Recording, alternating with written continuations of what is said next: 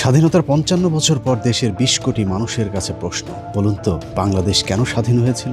পাকিস্তানিরা আমাদের উপর অনেক অত্যাচার নির্যাতন করেছিল, তাই কি নির্যাতন করেছিল আপনি কি জানেন? ২১শে ফেব্রুয়ারিতে মোট কতজন মানুষ মারা গিয়েছিল? সালাম, রফিক, বরকত, জব্বার সহ সর্বোচ্চ ৭ জনের বেশি নাম কোথাও দেখাতে পারবেন না। ১৯৬৯-এর পুরো গণ অভ্যুত্থানে আমানুল্লাহ মোহাম্মদ আসাদুজ্জামান ওরফে আসাদ, মতিউর রহমান মল্লিক, ডক্টর শামসুজ্জোহা সহ সর্বোচ্চ ৫ জনের নাম বলতে পারবেন। যদিও উইকিপিডিয়া সহ বিভিন্ন জায়গায় বলা হয়ে থাকে ৫২ সালের ভাষা আন্দোলনে ৩৯ জন আর ৬৯-এর গণ অভ্যুত্থানে মোট ৬১ জন মারা গিয়েছিল। কিন্তু এই ৩৯ কিংবা ১০০ জনের নামের তালিকা আজ পর্যন্ত কোথাও প্রকাশ করতে পারেনি। ১৯৭১ সালে ভারত পাকিস্তান যুদ্ধের আগ পর্যন্ত এটাই ছিল পশ্চিম পাকিস্তানি শাসকদের হাতে পূর্ব পাকিস্তানের মৃত্যুর মোট সংখ্যা। পাকিস্তানের ব্যাপারে আমাদের যে ইতিহাস শেখানো হয়েছে তার পুরোটাই যে মিথ্যে তার প্রমাণ আমাদের চোখের সামনে আছে। পাকিস্তানি শাসকদের বিরুদ্ধে সবসময় একটি অভিযোগ করা হয়, পশ্চিম পাকিস্তানিরা নাকি আমাদের চরম বঞ্চিত করেছে আর ভারত আমাদেরকে স্বাধীনতা এনে দিয়েছে। যে কারণে ভারতের প্রতি আমাদের সারা জীবন কৃতজ্ঞ থাকতে হবে আর পাকিস্তানকে কাছেই ভিড়তে দেওয়া যাবে না, কারণ তারা আমাদের চিরশত্রু। অথচ রাজনৈতিক কামড়াকামড়িতে দুই পাকিস্তান আলাদা হবার পর থেকে দুই পাকিস্তানেরই ক্ষতি হয়েছে। পশ্চিম পাকিস্তানের অর্থনৈতিক ক্ষতি হলেও বাংলাদেশের দুটোই গিয়েছে আর মাঝখানে লাভবান হয়েছে ভারত। ১৯৭১-এর কথিত স্বাধীনতার পর থেকে আমরা হয়েছি পরাধীন। ওদিকে পশ্চিম পাকিস্তান বীরের মতো লড়াই করে যাচ্ছে চোখে চোখ রেখে। সামরিক শক্তির দিক থেকে পাকিস্তানের অবস্থান পৃথিবীতে এখন ১২তম, যেখানে বাংলাদেশের অবস্থান ৪০-এর কাছাকাছি। বাংলাদেশের কথিত স্বাধীনতার ৫৫ বছর পার হয়েছে। পাকিস্তান থেকে আলাদা হয়ে বাংলাদেশ শুধু দুই জায়গায় এগিয়েছে, এক তৈরি পোশাক খাত আর বিদেশে শ্রমিক রপ্তানি। এই দুই খাতের মাধ্যমেই পৃথিবীতে আমরা কামলার জাতি হিসেবে খ্যাতি পেয়েছি। অথচ ৫৫ বছর আগে পশ্চিম পাকিস্তানি শাসকেরা আমাদের পূর্ব পাকিস্তানে যে শিল্প বিপ্লব ঘটিয়ে গিয়েছিল তা শুনলে এই প্রজন্মের কাছে অলৌকিক মনে হবে।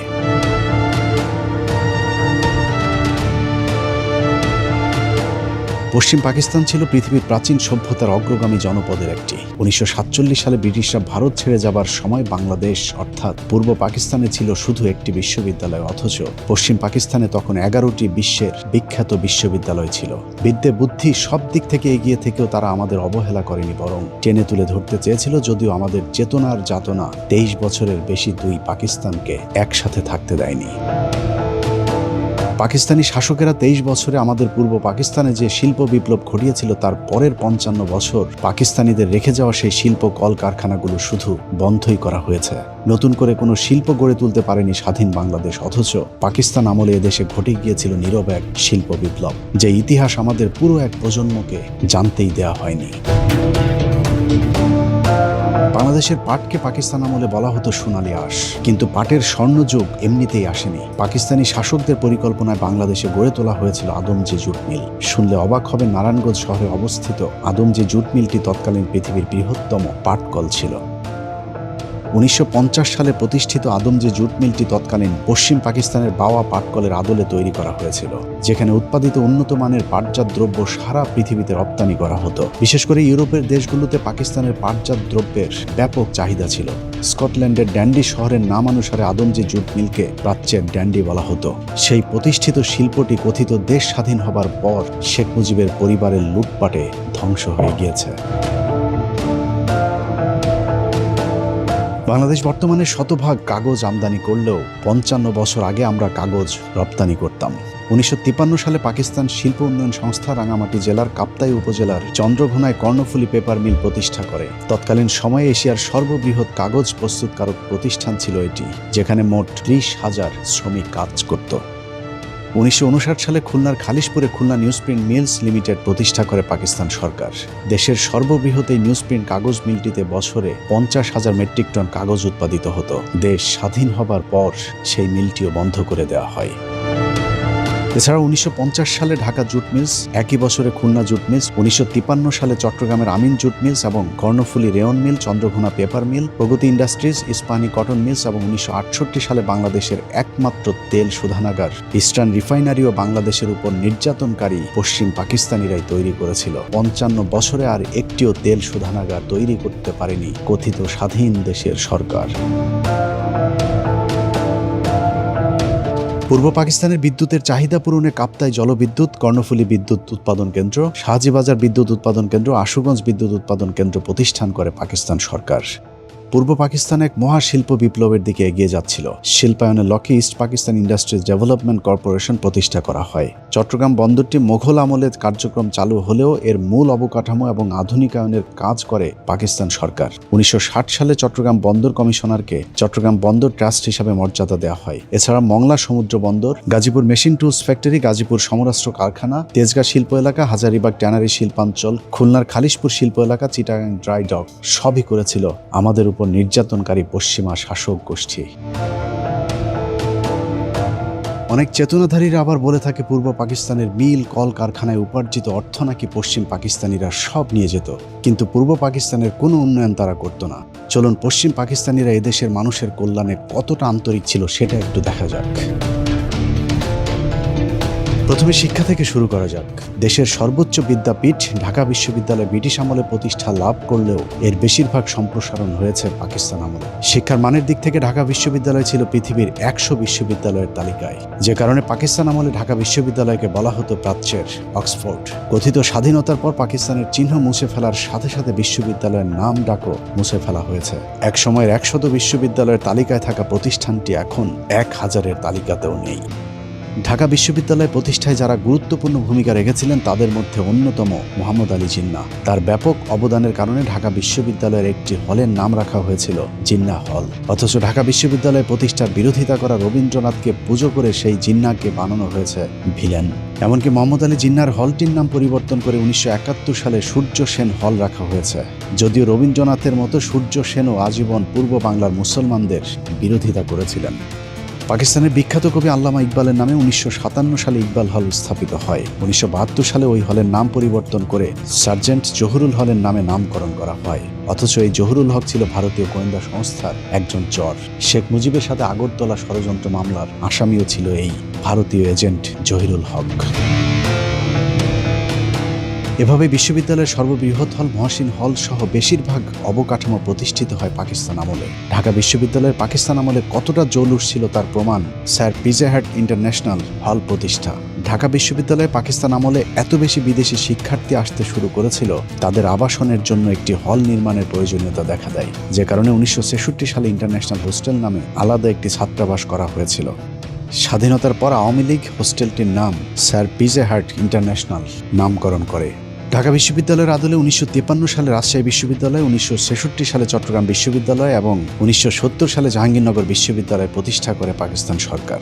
পূর্ব পাকিস্তান কৃষি বিশ্ববিদ্যালয়ের নামে বর্তমান বাংলাদেশ কৃষি বিশ্ববিদ্যালয়টি 1961 সালে পাকিস্তান সরকার প্রতিষ্ঠা করেছিল। বাংলাদেশের সর্বোচ্চ মেধাবীদের বিদ্যাপীঠ বাংলাদেশ প্রকৌশল বিশ্ববিদ্যালয় বুয়েট 1962 সালে পাকিস্তান সরকার প্রতিষ্ঠিত করে। যে সমমানের কোনো প্রতিষ্ঠান বাংলাদেশ 55 বছরে প্রতিষ্ঠা করতে পারেনি, বরং দিন দিন বুয়েট সহ ঢাকা বিশ্ববিদ্যালয়ের মান নষ্ট করা হয়েছে।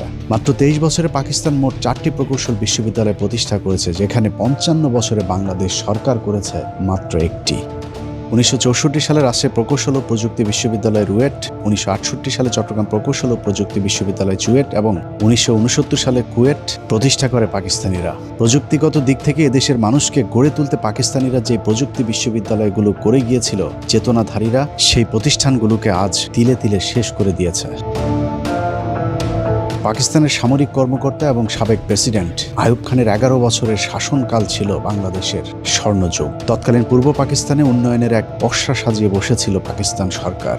ঢাকা শহরে Notre Dame college, residential college, Viqarunnisa Noon school and college সহ শীর্ষ 21টি কলেজ প্রতিষ্ঠা ছাড়াও ময়মনসিংহের Anandamohan college, Rangpur Carmichael college, Pabna Edward college, বরিশালের বিএম কলেজ, কারিগরি ও বিশেষায়িত কলেজ সহ অসংখ্য মানসম্পন্ন শিক্ষা প্রতিষ্ঠান প্রতিষ্ঠা করেছিল আইয়ুব খানের সরকার। যে সমমানের কলেজ 55 বছরে নতুন করে একটিও করতে পারেনি কথিত স্বাধীন দেশের সরকার প্রধানেরা। কারিগরি শিক্ষার মান উন্নয়নে তৎকালীন পাকিস্তান সরকার 1955 সালে ঢাকা পলিটেকনিক ইনস্টিটিউট, 1962 সালে চট্টগ্রাম পলিটেকনিক সহ মোট 17টি পলিটেকনিক ইনস্টিটিউট প্রতিষ্ঠা করেছিল। পাকিস্তান সরকারের দেখানো পথ ধরে পরবর্তীতে বাংলাদেশ সরকার 55 বছরে 32টি পলিটেকনিক ইনস্টিটিউট প্রতিষ্ঠা করে, কিন্তু এগুলো পাকিস্তানের প্রতিষ্ঠিত পলিটেকনিকগুলোর মানের ধারে কাছেও যেতে পারেনি। এছাড়া teachers training college, college of home economics, শারীরিক শিক্ষা কলেজ, সার্ভে ইনস্টিটিউট সহ কারিগরি শিক্ষার সবগুলো শিক্ষা প্রতিষ্ঠানই 60-এর দশকে আইয়ুব খানের শাসন আমলে প্রতিষ্ঠিত। বর্তমান বাংলাদেশ টেক্সটাইল বিশ্ববিদ্যালয় বুটেক্সের পূর্ব নাম ছিল ইস্ট পাকিস্তান টেক্সটাইল ইনস্টিটিউট, যা 1955 সালে পাকিস্তান আমলে প্রতিষ্ঠা করা হয়। ঢাকা আণবিক শক্তি কেন্দ্র, বাংলাদেশ কৃষি গবেষণা ইনস্টিটিউট, কৃষি বিশ্ববিদ্যালয় Mymensingh, ICDDRB forest research institute, jute research institute এবং চট্টগ্রাম কারিগরি প্রশিক্ষণ কেন্দ্র চালু করে আনাদার পাকিস্তানি সরকার। ব্রিটিশদের 200 বছরের শাসন আমলে বাংলাদেশে শুধুমাত্র একটি মেডিকেল কলেজ প্রতিষ্ঠিত করেছিল ব্রিটিশ সরকার, যেটি বর্তমান ঢাকা মেডিকেল কলেজ হাসপাতাল। যদিও সে সময় এর কার্যক্রম ছিল অত্যন্ত সীমিত। পাকিস্তানের 23 বছরে পূর্ব পাকিস্তানের নাগরিকদের জন্য চিকিৎসা সেবায় ব্যাপক কর্মসূচি হাতে নিয়েছিল পাকিস্তান সরকার, যাদের অক্লান্ত পরিশ্রমে ঢাকা মেডিকেলের বর্তমান আধুনিক রূপ দেওয়া হয়। তাদের মধ্যে বেশিরভাগই পাকিস্তানি চিকিৎসাবিদ। এসব চিকিৎসকদের মধ্যে উল্লেখযোগ্য ফরেন্সিক মেডিসিনে doctor M Hossain, neurologist Muzaffar Khan, pharmacology বিভাগের প্রফেসর আলতাফ আহমেদ, প্যাথোলজি বিভাগে প্রফেসর আনোয়ার আলী এবং ডাক্তার কাজী আব্দুল খালেক, স্ত্রীরোগ ও প্রসূতিবিদ্যায় প্রফেসর হাবিবউদ্দিন আহমেদ ও প্রফেসর হুমায়া সাইদ, মেডিসিন বিভাগে অধ্যাপক নোয়াব আলী ও প্রফেসর মোহাম্মদ ইব্রাহিম, সার্জারি বিভাগে লেফটেন্যান্ট কর্নেল গিয়াসউদ্দিন এবং প্রফেসর আমির উদ্দিন প্রমুখ, যাদের সকলেই পাকিস্তানি চিকিৎসক ছিলেন। ঢাকা মেডিকেল ছাড়াও 1957 সালে চট্টগ্রাম মেডিকেল কলেজ, 1958 সালে রাজশাহী মেডিকেল কলেজ, 1962 সালে ময়মনসিংহ মেডিকেল কলেজ, একই বছর সিলেট মেডিকেল কলেজ এবং পরের বছর 1963 সালে স্যার সলিমুল্লাহ মেডিকেল কলেজ সবই পাকিস্তান সরকার প্রতিষ্ঠিত করেছিল। এছাড়া শেরেবাংলা মেডিকেল কলেজ প্রতিষ্ঠা করা হয় 1968 সালে, রংপুর মেডিকেল কলেজ প্রতিষ্ঠা করা হয় 1970 সালে, 1965 সালে institute of post graduate medical research বা IPGMR প্রতিষ্ঠা করে পাকিস্তান সরকার, বর্তমানে যেটিকে আমরা পিজি হাসপাতাল হিসেবে চিনি। 55 বছরে এই মানের কোনো পোস্ট গ্রাজুয়েট রিসার্চ ইনস্টিটিউট প্রতিষ্ঠা করতে পারেনি বাংলাদেশের সরকারেরা। কম্বাইন্ড মিলিটারি হসপিটাল বা CMH হাসপাতালের পূর্ব নাম ছিল পাকিস্তানের প্রেসিডেন্ট ইস্কান্দার মির্জা হাসপাতাল নামে। একইভাবে চট্টগ্রাম, বগুড়া, যশোর, কুমিল্লা, সিলেট, সাভার, ঘাটাইল, চট্টগ্রাম সহ সবখানেই নাম পরিবর্তন করে CMH রাখা হয়েছে, কিন্তু এর আসল কারিগর ছিল পাকিস্তান সরকার।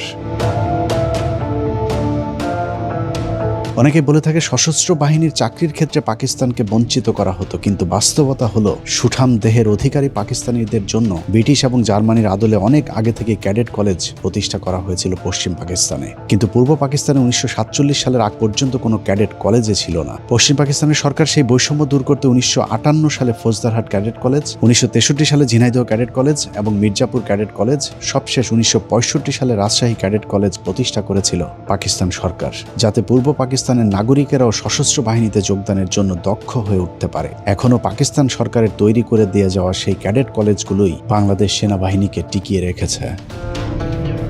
এছাড়া দক্ষ নৌবাহিনী গড়ে তোলার লক্ষ্যে 1962 সালে প্রতিষ্ঠা করা হয় দ্য মার্কেন্টাইল মেরিন একাডেমি, বর্তমানে যার নাম বাংলাদেশ মেরিন একাডেমি। সেটি এখন পর্যন্ত দেশের নৌবাহিনীর প্রধান শক্তির উৎস।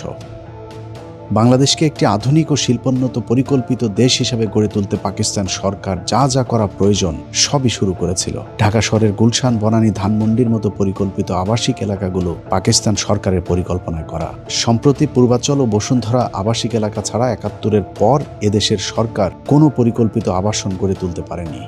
অবকাঠামোগত দিক থেকে বাংলাদেশের স্বর্ণযুগ ছিল পাকিস্তান আমল। ঢাকা চট্টগ্রাম, ঢাকা রাজশাহী, ঢাকা সিলেট, ঢাকা খুলনা সহ দেশের প্রায় সবকটি মহাসড়ক পাকিস্তান আমলে নির্মাণ করা হয়েছিল। এছাড়াও দেশের গুরুত্বপূর্ণ প্রায় সকল অবকাঠামোগুলো পাকিস্তান সরকারের করা। যেমন 1968 সালে চালু করা হয় কমলাপুর স্টেশন, যা তৎকালীন পৃথিবীর অন্যতম নির্মাণ শৈলীর একটি।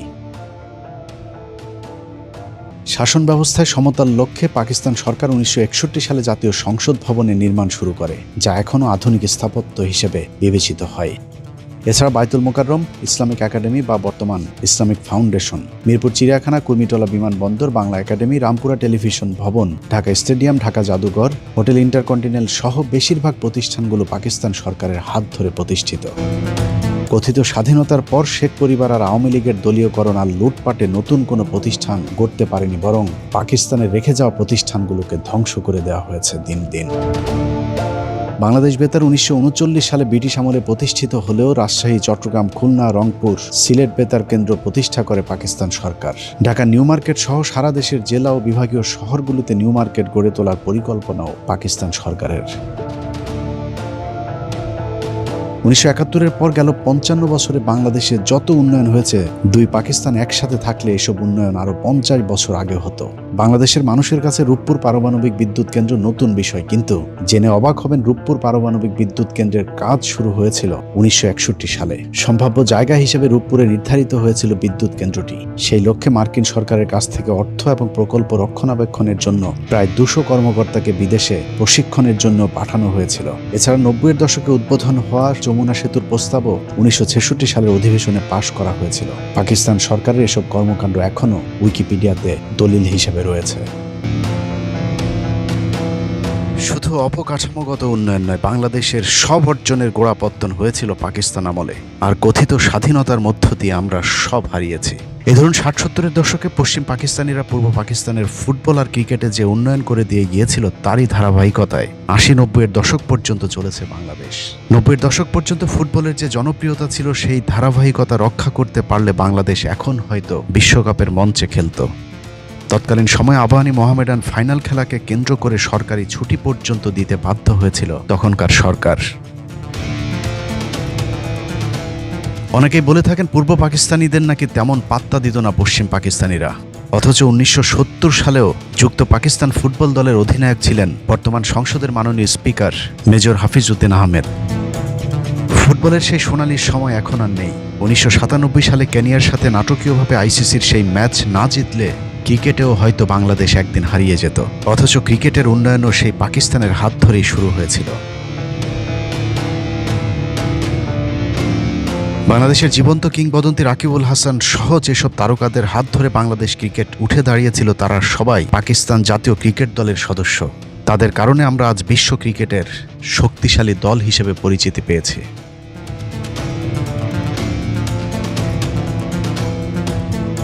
একই অবস্থা সংস্কৃতি অঙ্গনেও। বাংলাদেশ চলচ্চিত্রের যত নক্ষত্র সবই পাকিস্তানের তৈরি। तूने मुझे धोखा दिया है, मेरी मोहब्बत का मजाक उड़ाया। तेरी भोली भाली सूरत को देखकर मैंने ये समझा था कि तू जंगल का वो फूल है जिसे रात के होठों ने अब तक नहीं छुआ। लेकिन ये मेरी भूल थी, तू एक जहरीला कांटा निकली।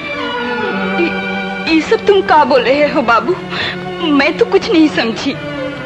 क्यों कर समझेगी? तूने ना कहा था कि हम पहाड़न जब किसी को मन देते हैं तो फिर कभी वापस नहीं लेते। রাজ্জাক, শাবানা থেকে শুরু করে ববিতা, রুনা লায়লা, সাবিনা ইয়াসমিন সকলেই পাকিস্তান আমলে উঠে আসা শিল্পী।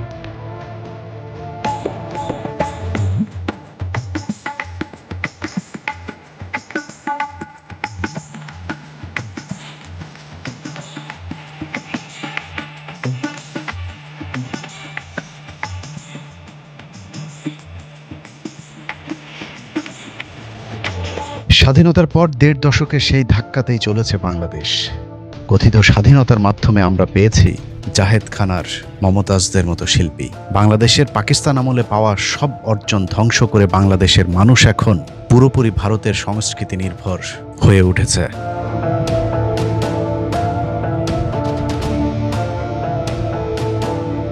এটাই আমাদের 23 বছরের বঞ্চনার ইতিহাস। এবার চলুন কথিত স্বাধীনতার 55 বছরে আমরা কতটুকু এগিয়েছি সেটা দেখা যাক। 55 বছরে আমরা ঢাকা বিশ্ববিদ্যালয়ে শুধু একটি আলোচিত শাখা খুলতে পেরেছি, সেটা হলো চারুকলা। এই শাখায় পড়ুয়া বিজ্ঞানীরা প্রতি বছর বিশাল বিশাল মিসাইল, রকেট, স্যাটেলাইট উৎপাদন সহ নানা ধরনের আধুনিক জ্ঞান বিজ্ঞানের শাখায় বিচরণ করছে। 55 বছরে বাংলাদেশ সবচেয়ে বেশি এগিয়েছে নারীদের ক্ষমতায়নে। প্রতিটি অফিস আদালতে এখন নারীরা সেখানকার পুরুষদের লালসার শিকার। দেশ পেরিয়ে নারীদেরকে এখন পাঠানো হচ্ছে বিদেশে, সেখানে সকালে বাবার, দুপুরে ছেলের আর রাতে মেয়ে জামাইয়ের ধর্ষণের শিকার হচ্ছে আমাদের মা বোনেরা। আরেকটি খাতে উন্নতি হয়েছে, তা হলো তৈরি পোশাক শিল্প। অন্যের সুতা, অন্যের কাপড়, অন্যের করা অর্ডার বাংলাদেশে এনে কাপড় তৈরির পর অন্যের কাছে পাঠিয়ে দিয়ে যে আয় রোজগার হয়, তা দিয়ে বাংলাদেশের কিছু গার্মেন্টস ব্যবসায়ীর পকেট ভারী হয়, কিন্তু দেশের কিংবা গার্মেন্টস শ্রমিকদের কোনো উন্নতি হয় না। ইদানিং টিকটক শিল্পের ব্যাপক বিস্তার ঘটেছে। ঘরে ঘরে এখন টিকটকার, নারী পুরুষের অশালীন অঙ্গভঙ্গি আর বেহাইয়াপনায় ছেয়ে গেছে সোশ্যাল মিডিয়া। সব মিলিয়ে চারিদিকে পরকীয়া, বিবাহ বিচ্ছেদ, পারিবারিক অশান্তি যেন এক মহামারী রূপ ধারণ করেছে। ভণ্ড রাজনীতিবিদদের বক্তৃতায় আমাদেরকে বীরের জাতি হিসেবে পরিচয় দিলেও সারা দুনিয়ায় আমাদেরকে বানিয়ে রাখা হয়েছে ভিখারির জাতি। কোথাও এই জাতিকে সম্মান দেওয়া হয় না। কথিত স্বাধীনতার পর সবচেয়ে বেশি লাভ যেটা হয়েছে তা হলো শেখ পরিবারের। শেখ পরিবার আর আওয়ামী লীগের লুটপাটের স্বাধীনতার পর 3.5 বছরে না খেয়ে মারা যায় 15 লাখ মানুষ। আওয়ামী লীগের তৈরি রক্ষী বাহিনীর নৃশংসতায় মারা গিয়েছিল আরও 45,000 মানুষ। পাকিস্তানিদের 23 বছরে পুরো পূর্ব পাকিস্তানের ধর্ষণের মামলা হয়েছিল মাত্র 1,674টি। আর কথিত স্বাধীনতার পর শুধুমাত্র 75 পর্যন্তই বাংলাদেশে মোট ধর্ষণের মামলার সংখ্যা ছিল 11,326টি। তারপরেও এই স্বাধীনতাকে বাঙালির চরম পাওয়া হিসাবে প্রতিষ্ঠিত করা হয়েছে, আর পাকিস্তানকে বানানো হয়েছে চিরশত্রু। কথিত সেই স্বাধীনতা যুদ্ধেরও প্রতিটি পরতে পরতে রয়েছে মিথ্যা আর অসত্যের ধূম্রজাল। বলা হয়ে থাকে পাকিস্তানিরা আমাদের 30 লাখ মানুষকে হত্যা করেছে, 2 লাখ মা বোনদেরকে ধর্ষণ করেছে, অথচ 30 লাখ মানুষ মারা গেলে প্রতি গ্রামে অন্তত 45 জন করে মানুষ মারা যাবার কথা। কিন্তু 45 গ্রামে খুঁজেও পাকিস্তানি হানাদার বাহিনীর হাতে মৃত্যুবরণ করেছে এমন একজন মানুষকেও খুঁজে পাওয়া যাবে না। সব ভুয়ো হয়েছে, আছে কিনা তা তো জানি না। ওই যে মুক্তিযোদ্ধার ভাষায় হেলে না, আর কি বয়স হয়েছে? আরে মাবে বীরাঙ্গনা বানাই, ওর নাম লো ইডা হেলে না। ওই যে মুক্তিযোদ্ধার চার দোকানদার যে মহিলা, ও কি বীরাঙ্গনা নেই? 71 সালে জন্ম হইতে হয়নি। ওরে বানাই রাখছে। ওই যে কয়জন নেতারা ওরে ঢাকা নিয়ে খেলাই টেলাই ওই ইয়ে করছে। আমরা যখন গেলাম গা, আওয়ামী লীগ ক্ষমতা আসলো, আসার পরে দেয় এরা ইচ্ছা মতো গিয়ে 2টা লোকের বানাইছে। একটা হইল মহরকোনা আর একটা হইল আমার এখানে।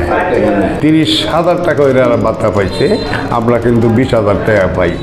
এই যে বানাইছে এইটারা 50% বাক কইরা এই কয়েকটা নিচ্ছে নেশায় এইটা করছে। যে সমস্ত বীরঙ্গনা ইতিমধ্যে বিগত 15 বছর বা 17-18 বছরের মধ্যে যাদের নাম ধাম শোনা যাইতেছে এবং যারা আমাদের ওই নিয়মিত বেতন ভাতা পাইতেছে, এটা একেবারেই একটা কমপ্লিট একটা মিথ্যা প্রবঞ্চনার মাধ্যমে, যেটার কোনো বেসিক নাই, কোনো ভিত্তি নাই। বলা হয়েছে নারীদেরকে নির্যাতন করা হয়েছে। 2 লাখ নারীর কথা। 2 লাখ হোক 1 লাখ হোক, এটা আমাদের জন্য লজ্জা। কয়টা নারী থানায় দিয়ে মামলা করছে আমি নির্যাতিত হয়েছি আমার জানা নাই, কেননা থানার ওসিগুলি ছিল বাঙালি। আমাকে পাঠানো হলো 10 জন নারী রেপ হয়েছে চৌগাছা এলাকায়। চৌগাছা এলাকা হলো যশোর একটা অংশ, যেখানে ট্যাঙ্ক যুদ্ধ হয়েছে। এখানে 10 জন নারীর ধর্ষণের কথা বলা হয়েছে। আমি সরজমিনে যাই, কোনো নারীকে পাই নাই। নারী পাওয়া গেছে, কেউ স্বীকার করে না আমরা রেপ হয়নি, মিথ্যা কথা। কথিত 30 লাখ শহীদের 30,000-এর নামও আজ পর্যন্ত কোনো সংস্থা দিতে পারেনি। এমনকি বাংলাদেশ সরকারের পক্ষ থেকে বারবার আবেদন করার পরেও জাতিসংঘ 1971 সালের মুক্তিযুদ্ধের ঘটনাকে গণহত্যা হিসেবে স্বীকৃতি দেয়নি। তারপরেও ভারতের তৈরি করা ইতিহাসের গীত আমরা 55 বছর ধরে গেয়েই চলেছি। 2 লাখ ধর্ষণের যে আজগুবি গল্প বানানো হয়েছিল, সেগুলিও মিথ্যা, ভিত্তিহীন। সারা দেশে ঘুরে যে কজন কথিত বীরাঙ্গনা পাওয়া যাবে, তারাও এলাকায় চিহ্নিত দেহ ব্যবসায়ী। কেউ কেউ সরকারি ভাতার জন্য নিজেদের নামের সাথে বীরাঙ্গনা যুক্ত করেছে। নিয়ে 2 জন পাক বাহিনী সিরিয়াল হইলে আমার কি করছে করতে বই খালায় আমি জানি না। ওনরা নিয়ে কেমন নিয়ে কি আসছিল, এরপরে ওই কমান্ডারে আর কি উদ্ধার করছে। খালায় সঠিক খবর করতে পারবো। কেউ কোনো ফেন্দনে কাপড় রাখে নাই, মাথায় চুল রাখে নাই, সব ফালাই দিছে কাইটা। উদ্ধার করার পরে এই হেমায়ত বাহিনী আনলো। এরপর আইনে আবার শেখ মুজিবের দ্বারে পাইলো। শেখ মুজিবের কাছে আমাকে নির্যাতনী হিসাবে গ্রহণ করে নিছে। অনেক কিছুই হয়েছে, গ্রহণ করে পর আমরা যে জন্যে বাপের দেশে কেউ ঠাই পাইনি। ওই সময় শেখ মুজিবের দেখছিলেন? হ্যাঁ, শেখ মুজিবের দেখিনি। তাই ওই যুদ্ধের সময় মুজিবের সাথে কোথায় দেখা হচ্ছিল আপনাদের? গোপালগঞ্জে? গোপালগঞ্জ না ঢাকা বয়ে জানি করতে না, সেটা এইরকম গোপালগঞ্জ নাহলে ঢাকা। পাক শাকের কাজ করতাম, তখন বললো যে কে কোন কাজ করতে পারবি বল। আমি কে ভাই, আমি একটা বিস্ফোরণ তৈরি করি যুদ্ধের মধ্যেই। তখন আমি কি করলাম, একটা পাঁচফোড়ন তৈরি করলাম, কিছু ছাই, তামুকের ফাঁকি, মরিচের ফাঁকি দিয়ে ছোট্ট ছোট্ট করে গোল্লা বানাইয়া এক একজনের হাতে দিতাম। অনেক মানুষ ছিল, এদেরকে হাতে দিতাম, ওরা গাছের গায়ে গায়ে থাকতো। যখন ওইটা যে তখন পড়তো, তখন ওরা আসলে ভরা ছিঁড়ে মারলে ভরা ওকে নাক মুখ চোখ মুখ কানা হয়ে যেত গা। তখন ওদের অস্ত্র আমরা চিনে এনে মুক্তিযোদ্ধাদেরকে দিতাম। অপারেশন করছি আমরা নিজের হাতে। না হইলে কমসে কম আমার এই হাত দেয়, না হইলে 2 থেকে 500 আমি মারছি। আমি 11 জনের জীবিত অবস্থায় তাদের পুরুষঙ্গ কেটে লেছিলাম কাঁচি দিয়া, বব কাঁচি দিয়ে কাইটটা আমি টাকি মাছের মতন শুটকি দিছিলাম। এভাবে পাকিস্তানিদের সাথে আমাদের চরম দূরত্ব তৈরি করে আমাদেরকে পরাধীন করে রেখেছে ভারত। একটি স্বাধীন জাতি হিসেবে ন্যূনতম সম্মানটুকু আমাদের নেই। পৃথিবীর সবচেয়ে ভয়ঙ্করতম সীমান্তে আমরা বসবাস করি, যেখানে প্রতিদিন পাখির মতো মানুষ হত্যা করলেও তার কোনো বিচার নেই। অথচ পাকিস্তান আর্থিকভাবে খুব সচ্ছল হতে না পারলেও তারা সম্মান নিয়ে বেঁচে আছে। 71-এর যুদ্ধের ধকল এখনও কাটিয়ে উঠতে পারেনি দেশটি। যদিও পাকিস্তানের ব্যাপারে আমাদেরকে যেভাবে জানানো হয়, পরিস্থিতি তার সম্পূর্ণ বিপরীত। বাংলাদেশের মানুষকে, বিশেষ করে শাহরিয়ার কবির, বাংকার যোদ্ধা, জাফর ইকবালদের মতো কিছু প্রগতিশীলদেরকে যদি জিজ্ঞেস করা হয় পাকিস্তান সম্পর্কে 2-4 লাইন বলে যান, তাহলে তারা আপনার সামনে যে চিত্র তুলে ধরবে তা যদি সার সংক্ষেপ করা হয় তাহলে ঠিক এমন দাঁড়াবে। পাকিস্তান অত্যন্ত গরিব, পিছিয়ে পড়া একটি দেশ। এই দেশে স্কুল, কলেজ কিছুই নেই, শুধু কয়েকটি কওমি মাদ্রাসা আছে যেখানে ককটেল বানানোর প্রশিক্ষণ দেওয়া হয়, যেই ককটেল দিয়ে ভারতের সাথে সীমান্তে তারা যুদ্ধ করছে। পাকিস্তানে কোনো মিল, কল কারখানা কিছুই নেই, যে কারণেই তারা তাদের নিত্য প্রয়োজনীয় জিনিস থেকে শুরু করে ইলেকট্রিক পণ্য, এমনকি মোটরসাইকেল, গাড়ি সবই বাংলাদেশ থেকে আমদানি করে। ওই দেশে কোনো রাস্তাঘাট, ফ্লাইওভার তো দূরের কথা, পায়ে হাঁটার মতো কোনো রাস্তাও তৈরি করতে পারেনি পাকিস্তান সরকার। পাকিস্তানের নারীরা কাঁথা কম্বল গায়ে দিয়ে রাস্তায় বের হয়। লেখাপড়া, চাকরি বাকরি তো দূরের কথা, কোনো নারী রাস্তায় বের হলেই তার গলা কেটে ফেলে পাকিস্তানিরা।